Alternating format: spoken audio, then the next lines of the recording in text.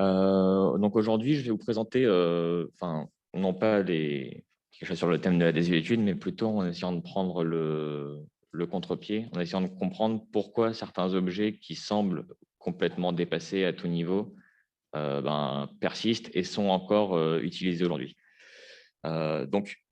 Pour le contexte de ma thèse, je fais ma thèse à Paris 1, mais je suis financé par l'IRSN, l'Institut de radioprotection et de sûreté nucléaire, qui est l'institut technique français d'expertise sur les questions de risque radiologique et de sûreté nucléaire.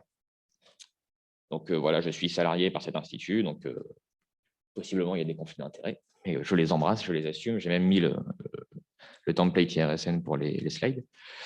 Et donc voilà, grâce à cette configuration, en gros, j'ai accès aux archives de l'IRSN, j'ai accès à son personnel, et donc je fais ma thèse un peu sur ce matériau empirique en quelque sorte, où du coup je cherche à explorer, à retracer un peu l'histoire qu'il y a derrière les modèles qu'on utilise pour évaluer donc les conséquences d'un accident nucléaire, donc comme Tchernobyl ou Fukushima, sur l'environnement et sur la santé humaine. Et donc voilà, c'est une thèse qui s'inscrit dans un contexte qu'on appelle le post-Fukushima, puisque après l'accident du Fukushima, du coup, il y a 10 ans, il y a eu plein pour dire les choses correctement, il y a eu plein de nouvelles recherches qui ont été lancées. Pour dire les choses moins correctement, il y a eu plein d'argent qui est arrivé. Et donc, du coup, voilà, ma thèse s'inscrit là-dedans. C'est en gros dans cette perspective d'essayer d'améliorer les modèles qui étaient utilisés pour évaluer les conséquences de ce type d'accident et qui ont été un peu mis en défaut par ce qui était censé modéliser, donc par l'accident de Fukushima. Donc, voilà. Alors, aujourd'hui, ce que je vais vous présenter part de quelque chose que j'avais constaté au début de ma thèse, c'est qu'il y avait une sorte d'ambivalence dans le discours de… Hop, on n'entend pas? Non, on t'entend, mais on ne voit pas ton écran. C'est dommage, les slides sont belles.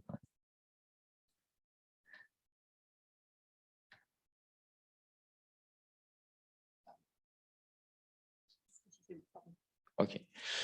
Et donc, voilà, je disais, ça part de ce constat que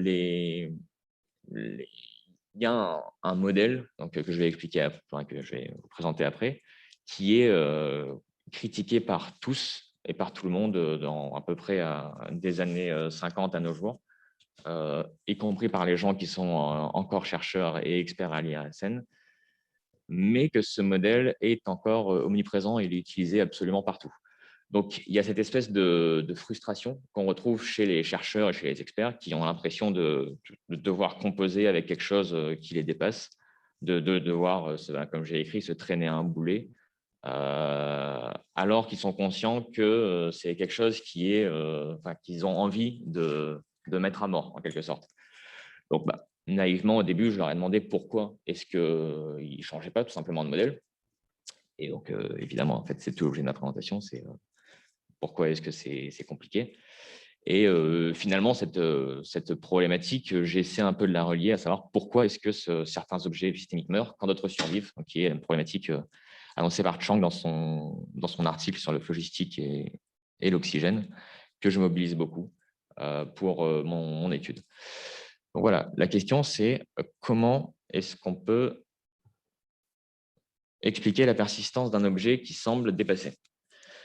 Donc d'abord, je vais vous présenter un peu cet objet. Ensuite, je vais essayer d'apporter quelques causes possibles que j'ai détectées, on va dire, pour expliquer cette persistance, cette non-désuétude. Et enfin, j'essaie après de tirer des conclusions sur la désuétude et sur la modélisation. Donc alors, voilà, le vif du sujet. Donc aujourd'hui, pour évaluer la contamination après un accident nucléaire, notamment à l'IRSN, on utilise des modèles qui, du coup, cherchent à retracer la radioactivité depuis, en gros, ce qu'on appelle le terme source, depuis ce qu'il y a dans la centrale qui est accidentée, jusqu'aux conséquences potentielles sur la santé et les écosystèmes, en passant par plein de sous-modèles qui correspondent globalement au passage dans chaque étape du vivant. Donc, passage dans l'air, passage dans les milieux, passage dans les vivants, notamment dans la chaîne alimentaire, et ensuite passage à l'homme. Moi, au début, je me suis intéressé du coup à un de ces sous-modèles, donc qui correspond à ce qu'on appelle les modèles de transfert dans la radioactivité dans les milieux, qui du coup consiste à essayer d'évaluer les échanges qu'il y a entre un dépôt radioactif et les milieux, donc surtout les sols. Donc ces modèles-là, ils apparaissent dans les années 50 à peu près. Ils sont issus des modèles qu'on a utilisés en agronomie pour évaluer le devenir des pollutions dans les sols. Et donc, ces modèles sont principalement basés aujourd'hui sur un coefficient qui intervient dans une équation phénoménologique. Et ce coefficient s'appelle le coefficient de distribution, qu'on appelle le KD. Et donc, ce coefficient, en quelque sorte, il est là pour quantifier le potentiel de mobilité ou de fixation des radionucléides dans un environnement. Donc là, ici, les sols, en séparant en gros le stock de radioactivité en deux. D'un côté, ce qui est solide et fixé au sol, donc immobile, et de l'autre côté, ce qui est en solution, donc ce qui est mobile.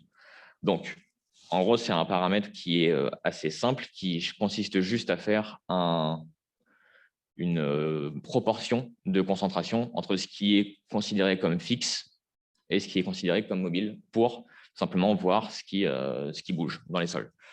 Donc, l'utilisation de ce coefficient et de cette équation qui fait intervenir ce coefficient, elle est soumise à de nombreuses hypothèses qui sont très lourdes. Donc, le fait que, par exemple, il faut que les réactions dans le sol soient à l'équilibre, qu'elles soient instantanées, qu'elles soient réversibles, qu'elles soient linéaires, etc. Ces hypothèses qui, d'ailleurs, sont rarement respectées, mais ça, c'est autre chose. Et voilà. Donc, ce coefficient, en gros, il est central dans l'évaluation du transfert de la radioactivité dans les milieux, parce que c'est lui le paramètre le plus influent pour voir en gros où va la radioactivité.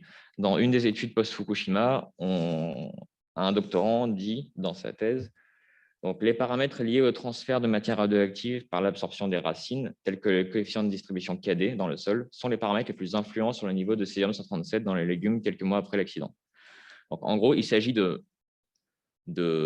trouver la bonne valeur du coefficient de distribution pour savoir si la radioactivité va plutôt rester en surface du sol et donc aller dans les légumes qui poussent dessus, ou savoir si la radioactivité va bouger et va aller dans les nappes phréatiques qui sont sous-jacentes et contaminer potentiellement les eaux. Donc voilà. Ce coefficient, du coup, il est censé être constant pour chaque radionucléide qu'on utilise et pour chaque type de sol qu'on étudie.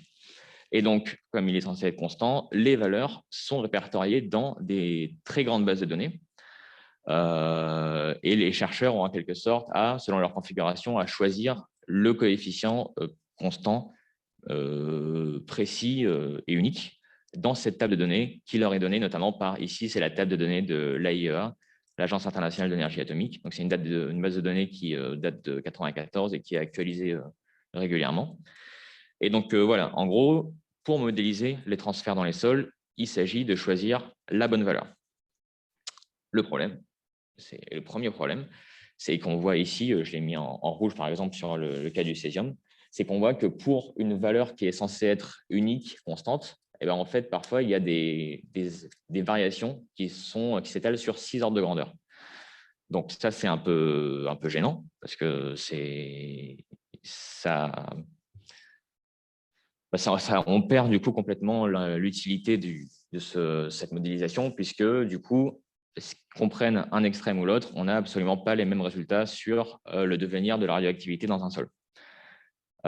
Donc, ça, c'est pour un seul coefficient, mais quand en plus, on s'intéresse à plusieurs radionucléides dans un type de sol mixte, ça devient encore plus compliqué et même encore plus j'allais dire idiot, mais encore moins représentatif. Donc voilà. Donc, ce problème-là, il est connu depuis très longtemps. En fait, quasiment depuis que le coefficient est apparu, on sait que ce coefficient unique qui correspond à une situation donnée n'est en fait rarement unique et en plus rarement constant. Parfois, on constate qu'à la place d'un coefficient constant, on a plutôt une fonction, une fonction qui varie en fonction de la composition du sol ou de la pluie, etc. Et donc, ce problème de taille, il est connu depuis quand même pas mal d'années. Par exemple, dans un guide technique de l'AIEA qui date de 85, on retrouve ce genre de phrase. On retrouve que les intervalles considérables des valeurs expérimentales de KD sont gênantes. Donc voilà, c'est dans tous ces petits manuels techniques que je vous ai mis en photo. On trouve à la fois la mention que le KD est un réel problème parce qu'il y a beaucoup de variations, mais on trouve en même temps le fait que ces modèles basés sur le KD doivent rester la norme utilisée par toutes les institutions nucléaires. Donc, en plus de ce problème de constance, on trouve qu'il y a plein d'autres problèmes. Des problèmes évidemment de méthodologie, puisqu'on se rend compte que la manière dont on classe les données ne sont pas tout à fait les bonnes, la manière dont on mesure, les protocoles de mesure ne sont pas standardisés, etc. Et donc, il y a plein de travaux pour essayer d'améliorer ces modèles-là. Donc, certains essaient du coup soit de réduire les intervalles de variation du KD en trouvant des valeurs plus justes. Certains essaient du coup d'apporter des coefficients supplémentaires au KD pour essayer en quelque sorte de sauver les phénomènes en rajoutant des processus dynamiques, etc. Et certains autres essaient tout simplement de changer complètement de modèle en utilisant des approches qu'on appelle mécanistes pour essayer de décrire plus finement avec des équations directement chimiques ce qui se passe dans les sols et pas faire de résultats phénoménologiques. Donc, le problème, c'est que tous ces travaux qui sont engagés depuis plusieurs décennies maintenant, depuis avant l'accident de Fukushima et même depuis avant l'accident de Tchernobyl en 86, il reste un peu lettre morte, c'est-à-dire que aujourd'hui, ce qui est utilisé comme modèle, ça reste le modèle basé sur le KD. Et donc, pourquoi est-ce que, malgré toute la remise en question qu'il y a de ça, qui est à peu près, qu'on retrouve à toutes les échelles, c'est-à-dire autant dans les livres de l'AIEA qui sont censés donner les bonnes procédures à adopter par les institutions, que chez les chercheurs, qu'ils soient chefs de service ou nouveaux doctorants, tout le monde critique et veut se débarrasser de ce coefficient, mais il est encore là. Donc, pourquoi, du coup, cette approche KD persiste? Pourquoi est-ce qu'elle ne tombe pas en désuétude? Donc, j'essaie donner d'avancer quelques causes qui valent ce qu'elles valent. Je pense qu'elles sont relativement fidèles à ce que j'ai pu voir à l'IRSN, autant dans la dynamique actuelle de ce qui se passe que dans les archives que j'ai vues. Et donc, en gros, j'essaie de donner deux grands types de causes, des causes, on va dire, plutôt pratiques et des causes plutôt épistémologiques. Donc, voilà. Pour commencer, donc, sur les causes qu'on va dire pratiques, pourquoi est-ce que le KD est encore utilisé? Tout simplement, en partie parce que c'est beaucoup plus simple. Faire une équation phénoménologique pour résumer des phénomènes très complexes, c'est quand même plus facile que d'essayer de résoudre chaque équation, qui sont en plus très nombreuses, toutes ces équations, pour essayer d'avoir quelque chose de plus représentatif. Donc, voilà, si on voulait développer des nouvelles approches, il faudrait avoir de nouvelles données absolument considérables et très nombreuses. Et donc ça, c'est un travail phénoménal. D'autant que les données qu'on a aujourd'hui sur le KD, même si elles se laissent à désirer, en fait, elles sont en quelque sorte maîtrisées par les experts qui travaillent dessus. C'est-à-dire qu'il y a cette espèce de notion un peu floue de jugement d'expert qui intervient quand on modélise, qui consiste à dire que, en gros, les chercheurs sont souvent conscients que ce qu'ils utilisent est un peu flou mais du coup arrivent à composer avec et à adapter leurs résultats en fonction de ce qu'ils pensent de la robustesse de ces données-là. Donc, voilà, par rapport, on a du coup d'un côté des données qui sont nombreuses, connues et en quelque sorte maîtrisées, et de l'autre des données qui n'existent pas, qu'il faudrait développer et qui constitueraient un coût absolument incroyable de développement. En plus de tout ça, l'avantage du KD, c'est qu'il a un très faible coût computationnel.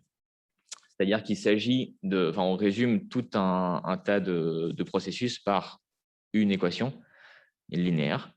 Et donc, c'est très facile à utiliser et c'est très rapide pour utiliser, notamment quand on cherche à avoir des modèles qui sont plus, on va dire, efficaces que représentatifs. Par exemple, pour les modèles liés aux interventions en temps de crise, quand il y a un accident nucléaire et qu'il faut intervenir dans les quelques heures après l'explosion.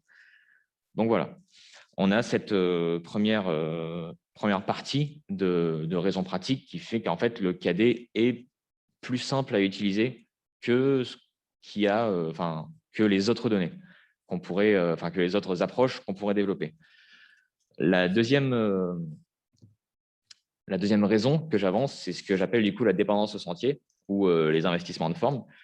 En gros, ça consiste à dire que tout ce qu'on a déjà fait comme travail, tout ce qu'on a déjà, a le bon goût d'exister et d'être présent.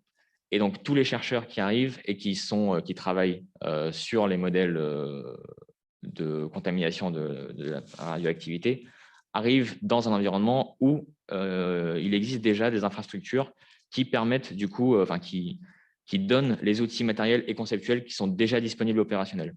Donc, il y a ce qu'on appelle une dépendance au sentier, c'est-à-dire qu'on dépend ce qu'on fait dépend évidemment de l'histoire dans laquelle on s'inscrit, même si on n'est pas conscient de cette histoire-là. Un exemple classique de dépendance au sentier, c'est le voltage des prises. Par exemple, aux États-Unis, à un moment, on voulait changer je ne sais plus si c'était le voltage ou la fréquence des prises électriques, mais en fait, il y a déjà une telle infrastructure, c'est déjà tellement répandu, tous les appareils sont adaptés à cette contrainte technique que même si on trouve une supériorité technique à changer, ça coûte tellement, c'est tellement difficile de tout défaire pour refaire que du coup, on ne le fait pas. Donc ça, cette raison-là, je l'ai un peu explorée avec la sociologie d'infrastructure, avec notamment le livre de Bowker et Starr qui s'appelle Sorting Things Out, qui travaille sur les infrastructures et qui dit globalement que voilà, des infrastructures aussi grosses ne peuvent avancer que par incrément modulaire.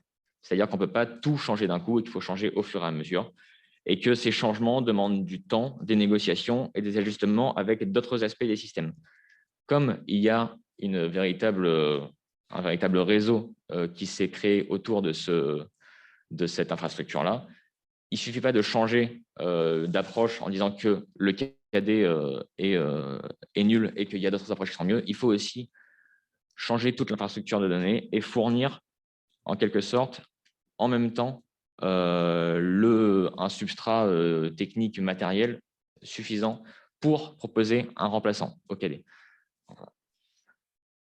La troisième raison que je vois, c'est ce que j'appelle, ce qui s'inscrit dans ce qu'on appelle la science réglementaire, parce que je travaille sur une science qui est un peu particulière, donc qu'on appelle science réglementaire ou régulatoire, de regulatory science en anglais. En gros, l'IRSN et tous les instituts qui travaillent là-dessus sont chargés de produire et de synthétiser les connaissances scientifiques qui sont nécessaires à l'encadrement d'une industrie, donc ici le nucléaire, et à l'étude des risques qu'elle induit. Donc, c'est quand même une science qui n'est pas le modèle de la science pure, désincarnée, etc. Mais c'est une science qui se fait sur des objets qui sont à la limite du réglementaire, puisque même ils fondent les décisions publiques souvent. Et donc, cette configuration scientifique, en quelque sorte, crée des contraintes, puisque, en fait, il y a une sorte de volonté de cohérence dans le temps des approches plutôt que d'adaptation au progrès, au progrès, on va dire, scientifique. C'est-à-dire que comme le principe scientifique fonde la décision, on peut pas remettre, enfin, on peut pas, ils ne peuvent pas remettre en question aussi facilement le principe, parce que remettre en question le principe, c'est aussi remettre en question les décisions et les politiques publiques qui s'appuient dessus. Donc, il y a une sorte de décalage entre la dynamique de la science, on va dire, académique, et la dynamique du coup de cette science réglementaire qui fonde des politiques publiques. Avec cette volonté absolument principalement de cohérence dans le temps. Voilà, donc en fait, cette interdépendance de problématiques, on va dire, techniques et réglementaires, pour moi, permet d'ajouter une sorte d'inertie à à la dynamique de ces modèles et donc à faire en sorte que les modèles KD persistent. La dernière raison que j'ai appelée pratique, du coup, donc je ne vois pas la fin de mes slides. Donc voilà, elle tient aussi donc encore à la structure réglementaire dans laquelle s'inscrivent ces modèles. C'est que il y a une sorte de consensus, enfin, de pseudo-consensus à l'échelle internationale sur les approches à adopter pour évaluer les conséquences d'un accident nucléaire. Donc là, je vous ai mis sur le côté des plusieurs logos de plusieurs institutions nucléaires. Donc voilà, le feuilletage des institutions, enfin, d'ailleurs, ce n'est pas vraiment un feuilletage, c'est plutôt un plat de spaghettis qu'un millefeuille, puisque les choses ne sont pas aussi hiérarchiques que ça. Enfin, c'est des réseaux qui sont assez compliqués, où il y a des gens qui appartiennent à plusieurs choses en même temps, qui n'ont pas les mêmes statuts, etc. Donc bon, mais il y a cette espèce de réseau international en gros, qui essaie d'adopter une approche unifiée sur les problèmes. Et donc, il y a cette volonté de ne pas briser le consensus, ce que j'appelais l'apparente collégialité, qu'on ne veut absolument pas effriter pour ne pas diminuer la valeur probante, qui serait une valeur plutôt sociale qu'épistémique, mais qui reste quand même, aux yeux des experts et des chercheurs, un poids suffisant pour ne pas changer. En gros, il faudrait changer tout le monde en même temps, ou que quelqu'un se dévoue en quelque sorte pour changer tout seul et briser le consensus international, quitte à risquer évidemment des critiques, parce que le nucléaire est un domaine qui est assez politique, assez sensible. Et donc, il y a une espèce on peut dire qu'il y a une frilosité à l'idée de s'exposer au fait qu'on ne fasse pas les choses bien. Donc voilà, en gros, ça c'était mes premières remarques, enfin mes premières idées sur pourquoi est-ce que le KD est encore présent, les modèles basés sur le KD sont encore présents, qui sont donc du coup des choses qui sont très pratiques et qui tiennent plutôt autant quasiment à la matérialité de ces modèles qu'à l'environnement institutionnel dans lequel ils baignent. La deuxième grande raison que je donne, donc là, pour le coup, est plus une raison d'ordre épistémologique. Et donc, je m'appuie beaucoup sur les travaux pour ça de Frank Warren, qui est mon directeur de thèse, entre autres. Et donc, voilà, en gros, pour Frank Warren, donc, les modèles, ça ne sert pas à grand-chose d'essayer de savoir ce qu'ils sont, d'essayer de les classer pour leur nature, mais plutôt de savoir à quoi ils servent. Et donc, il choisit en gros de faire une sorte de typologie des différents modèles qui existent en les classant par leurs fonctions épistémiques. Donc voilà, les fonctions épistémiques, c'est, comme j'ai écrit, la manière dont le modèle opère essentiellement par lui-même. En quelque sorte, c'est ce qui permet de circuler identiquement d'un utilisateur à un autre et ce que fait le modèle en quelque sorte sans les humains, sans l'utilisateur. Donc, Frank Warren définit 5 grandes fonctions et 21 sous-fonctions. Donc, par exemple, il y a faciliter une théorisation, faciliter un accès aux données, faciliter la construction des savoirs, etc. Et donc, moi, j'utilise beaucoup cette distinction, enfin cette approche pour essayer de voir pour essayer de décrire les modèles. Et donc là, dans mon cas précis, ce que j'ai pu constater en regardant dans les archives du développement des modèles de transfert de la réalité dans l'environnement, c'est qu'au départ, ils étaient prévus pour être des modèles d'aide à la décision. Ce sont des modèles, donc, comme je l'ai dit tout à l'heure, qui sont nés dans les années 50 et qui étaient particulièrement adaptés aux enjeux de l'époque. C'est-à-dire que déjà, il fallait, les capacités informatiques étaient moins fortes que celles d'aujourd'hui, donc il valait mieux des choses, on va dire, agrégées. Et en plus, ça décrivait, ça suivait comme un peu par hasard, assez fidèlement le comportement du radionucléide considéré le plus dangereux à l'époque, le strontium-60, alors qu'aujourd'hui, on considère que c'est plutôt le césium-137 le plus dangereux. Mais donc voilà, ce coefficient, du coup, était plutôt bien tombé pour ce qu'on voulait en faire, à savoir des modèles d'aide à la décision qui avaient besoin d'être rapides et d'être efficaces pour explorer rapidement des scénarios post-accidentels dans le cas où il y aurait un problème sur notre centrale nucléaire. Donc voilà, ces modèles-là ont été du coup construits sur cette idée d'intervention rapide, mais par la suite, il y a eu une sorte de glissement.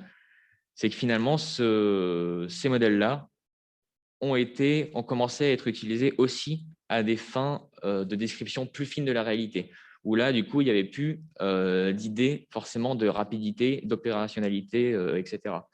Et donc, il y a cette espèce de glissement où sur les modèles de crise, on a construit des modèles de recherche qui étaient là pour essayer de mieux décrire le monde ou de théoriser, de faire une proto-théorie des échanges radionucléides-sol. Et donc, ces nouveaux modèles qui étaient censés être plus fins ont été construits surtout par complexification quantitative. C'est-à-dire qu'on augmentait la résolution du modèle, on augmentait le nombre de paramètres, etc. Mais on gardait quand même les mêmes équations de base, les mêmes principes de base. C'est ce qu'on appelle du coup le generative entrenchment, c'est-à-dire que les modèles sont construits sur une caractéristique principale et sur cette caractéristique principale dépendent à peu près toutes les autres caractéristiques. Et donc, cette caractéristique joue un rôle principal dans l'élaboration du modèle et donc de tout ce qui se construira par la suite sur ce modèle-là. Donc, je vais plus vite. Okay. Donc voilà, en gros, ce que je voulais dire par là, c'est que ce que j'ai essayé de montrer, donc du coup, dans mon article et plus longuement dans ma thèse, parce que l'article, c'est un peu court, il y a 50 000 caractères, c'est qu'en gros, il y a une sorte de colonisation d'une nouvelle fonction, c'est-à-dire qu'on se met à utiliser le modèle pour ce qui n'était pas prévu, mais ça, à la limite, c'est pas forcément grave. Ce qui est important de savoir, c'est si ce nouvel usage de fonction, il est légitime ou non. Parce que je pense qu'il peut y avoir du coup cette espèce d'innovation épistémique qui peut arriver si on utilise quelque chose qui n'est pas à la base prévu pour ça. Mais dans certains cas, ça apporte, c'est plutôt, on va dire, une faute épistémologique et ça dessert en quelque sorte ce qu'on veut faire. Mais ici, ce que je pense, c'est que cette colonisation, elle a d'un côté permis l'émergence d'une remise en question de ces coefficients KD, parce qu'on se rendait compte qu'il n'était pas bien, il n'était pas suffisant pour décrire en quelque sorte la réalité telle que les chercheurs voulaient y accéder. Mais en même temps, il a permis en quelque sorte d'enfoncer le clou parce que du coup, ce modèle-là se diffuse et est utilisé par de plus en plus de monde, notamment des chercheurs qui viennent apporter une sorte de caution académique et scientifique aux modèles qui étaient à la base des modèles uniquement, on va dire, utilisés pour être opérationnels. Donc, voilà, ça c'est en quelque sorte ce que j'ai trouvé comme raison pour essayer de comprendre pourquoi est-ce que ces modèles qui, en apparence, devraient disparaître, pourquoi est-ce qu'en fait, ils sont encore là, ils sont plus que là, ils sont omniprésents, ils sont hégémoniques. Donc, ce que j'ai pu en tirer de cette étude de cas, c'est que j'ai l'impression que pour l'étude de la persistance et du coup de la désuétude doit s'envisager avant tout par la pratique. Pour moi, la désuétude, c'est une notion évidemment qui a trait à la pratique. Dans mon étude, là, j'ai trouvé donc des raisons que j'ai appelées opérationnelles, donc tout simplement savoir pourquoi est-ce qu'on l'utilise, parce que c'est plus simple computationnellement, etc., etc. Mais aussi des raisons que j'ai appelées praxiques, faute de mieux, c'est-à-dire que le modèle, ce concept-là, en quelque sorte, l'utilisation qu'on en fait est susceptible de modifier l'appréhension qu'on a du concept lui-même. Et donc, cette espèce d'emballement autour d'un concept qui, en quelque sorte, s'émancipe de ce qu'on avait à la base et qui existe, dans mon cas, ce concept-là existe aussi et persiste parce qu'il y a cette idée de l'utilisation qu'on en fait modifie le principe, l'idée même de ce coefficient et de ce concept. Donc voilà. Donc après, bon, j'ai plus beaucoup de temps, mais j'ai essayé du coup d'élargir un peu la question en demandant dans quelle mesure, les usages qu'on peut avoir d'un modèle ou peut-être d'une théorie ou à la limite, je m'occupe pas des théories, mais j'ai envie qu'on peut se poser la question aussi pour une théorie.